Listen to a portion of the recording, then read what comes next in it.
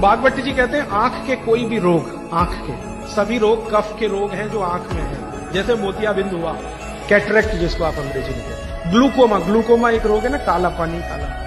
Retinal detachment एक रोग है जिसका तो दुनिया में कुछ भी इलाज ही नहीं है। तो रेटिनल डिटैचमेंट, ग्लूकोमा, कैटरेक्ट। और आंखों में छोटी मोटी बीमारियां बहुत हैं, आंखें लाल होना, आंखों से पानी निकलना, आंखों में जलन होना।